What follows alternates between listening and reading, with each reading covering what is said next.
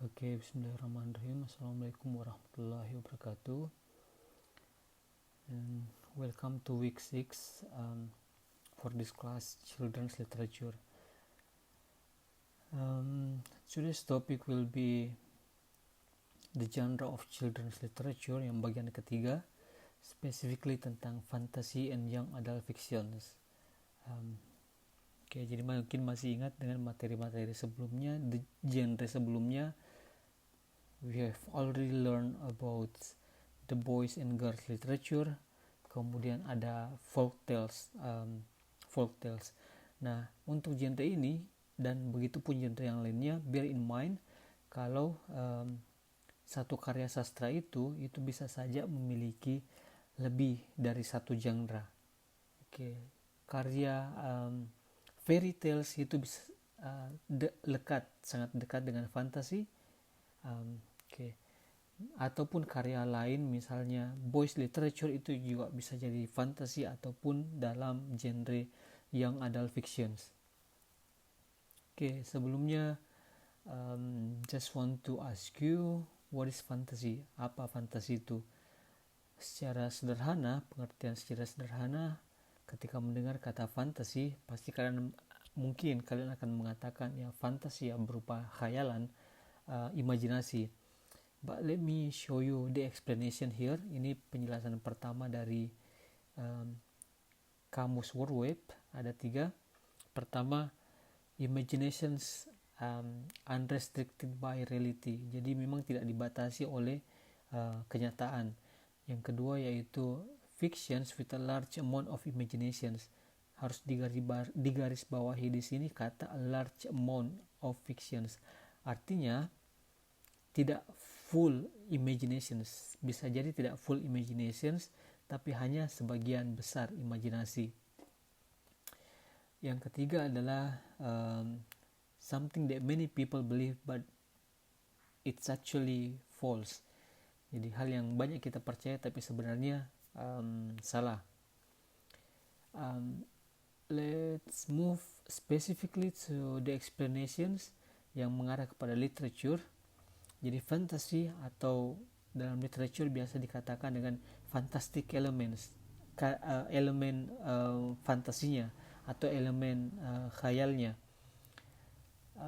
It has been most usefully defined by Catherine Hume in her book Fantasy and Mimesis: Responses to Reality in Western Literature. Jadi Hume ini salah satu scholar yang menganggap bahwa any literature itu can be placed somewhere on a continuum. Jadi ada 2 macam sumber karya sastra itu munculnya karya sastra, which is mimesis and the other fantasy. Jadi ada 2, mimesis dan fantasi. Jadi itu yang menjadi 2 sumber utama produksi dari karya sastra. Apa itu mimesis? Mungkin sudah sering dengar atau pernah dengar di materi di kelas teori sastra ataupun di kelas lain. Namanya mimesis itu imitasi, imitate. So there are mimesis felt as desire to imitate. Jadi imitasi dari kenyataan untuk mendeskripsikan kejadian atau events, people ataupun objects. With such verisimilitude, the others can share your experience. Jadi yang orang-orang bisa membagikan pengalaman mereka. Jadi itu yang pertama, mimesis atau tiruan. Yang kedua adalah fantasi, yaitu the desire to change given and alter reality, yaitu keinginan untuk mengubah hal yang sudah kenyataan atau apa yang dimiliki. Out of boredom, play, visions, longing for something lacking, or need for metaphoric image that will bypass the audience's verbal defenses. Jadi tujuannya apa? Di sini dijelaskan bahwa itu untuk menghindari boredom atau keboringan, kemudian atau untuk membuat metaphoric image, menggambarkan secara metaforik seperti itu. That's about fantasy. And let's move to the example, contohnya. Ini beberapa contoh. just a few of them. Ada Gulliver's Travels, mungkin kalian sudah sering dengar. Charles Dickens, Lewis Carroll's Alice's Adventure in the Wonderland, salah satunya. Kemudian ada The Merry Adventures of Robin Hood, cerita yang bersetting di Inggris yang juga terkenal sebagai legenda. Kemudian The Wizard of Oz, ada yang sudah pernah kita bahas, The Tale of Peter Rabbit. Peter Pan yang akan kita bahas nanti. Ada The Hobbit, that was published in 1937. Kemudian ada The Lord of the Ring, dan tentunya yang paling terkenal The Harry Potter dari J.K. Rowling. Ini sepertinya kurang tidak kelihatan semuanya. Oke, nah dari beberapa contoh ini saya ingin mempoint out atau menjelaskan specifically to the subgenres of fantasy. Aduh, ini tidak kelihatan semua. Oke, nah jadi subgenre ini sebenarnya ada banyak subgenre fantasy, namun di sini saya akan menjelaskan spesifik hanya kepada low fantasy and high fantasy. Apa itu? Kita akan bahas nanti. Tapi selain ini sebenarnya ada genre lain, misalnya dark fantasy, fantasi yang horror atau yang dark, dan jenis fantasi yang lainnya. Jadi ada dua macam, low fantasy and high fantasy. Apa yang membedakan keduanya? Kalau low fantasy itu adalah khayalan tapi masih berlokasi atau set in the real world. Jadi kalau misalnya ada karya sastra yang settingnya masih di dunia, sementara high fantasy itu settingnya di secondary world atau bukan di bumi, bukan di primary world.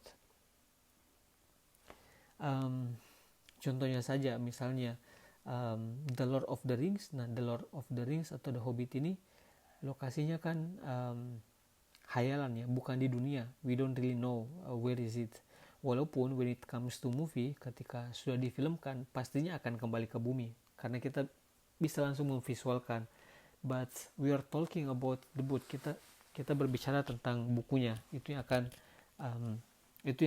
ini yang dimaksud sebagai setting dari yang ada dalam buku tersebut.